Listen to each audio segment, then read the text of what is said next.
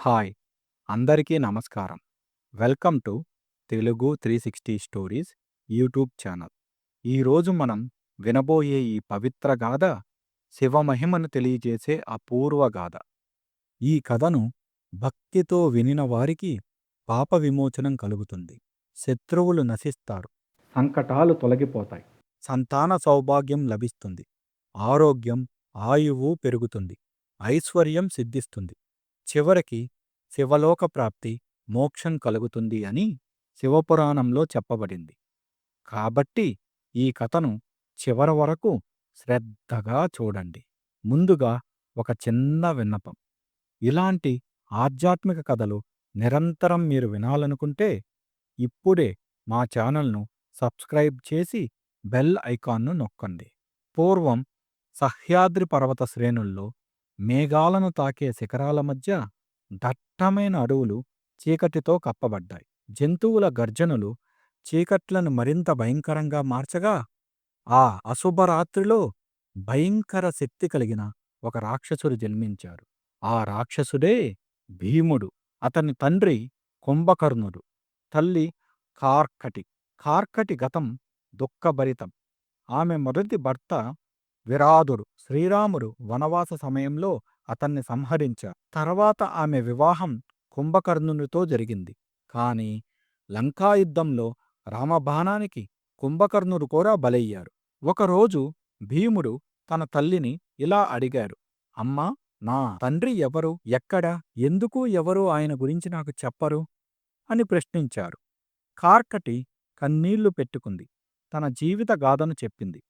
రాముడు తన భర్తలను సంహరించారని, తన తల్లిదండ్రులు కూడా ఋషుల శాపంతో నశించారని చెప్పింది. దేవతల వల్లే ఈ దుస్థితి అని పలికింది. ఆ మాటలు భీముడి హృదయంలో ప్రతీకారాగ్నిని రగిలించాయి. దేవతలపై ప్రతీకారం తీర్చుకుంటాను, హరిని జయిస్తాను అని ప్రతిజ్ఞ చేశారు. భీముడు సహ్య పర్వతాలపై కఠోర తపస్సు ప్రారంభించారు. వేల సంవత్సరాలు అగ్ని మధ్య నిలబడి ఒక కాలి మీద నిల్చుని బ్రహ్మను ధ్యానించాడు.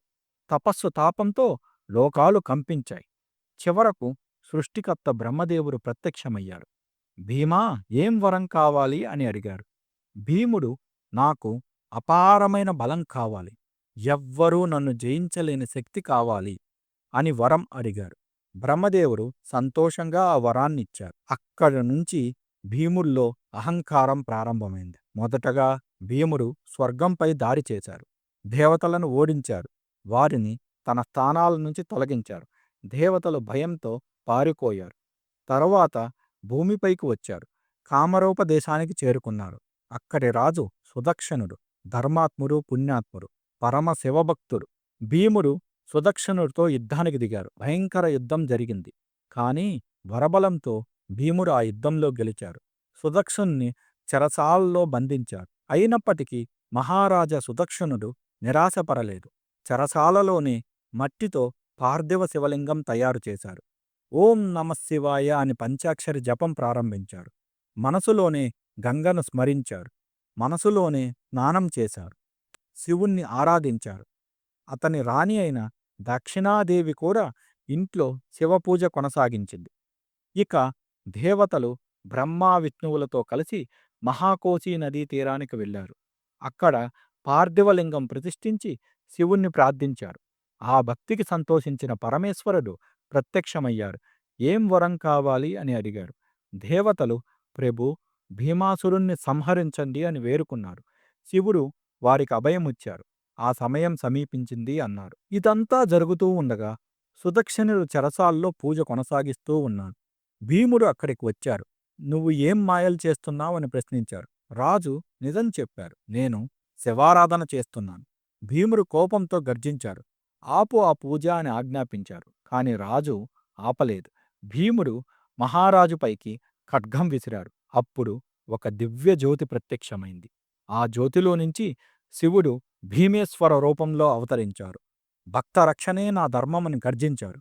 భీముడి ఖడ్గం క్షణంలో భస్మమైంది. భీముడు మరెన్నో ఆయుధాలు ప్రయోగించారు. కానీ శివుడు వాటిని నాశనం చేశారు. ఘనాలు మరియు రాక్షసుల మధ్య భయంకర యుద్ధం ప్రారంభమైంది. భూమి కంపించింది. లోకాలు వణికాయి.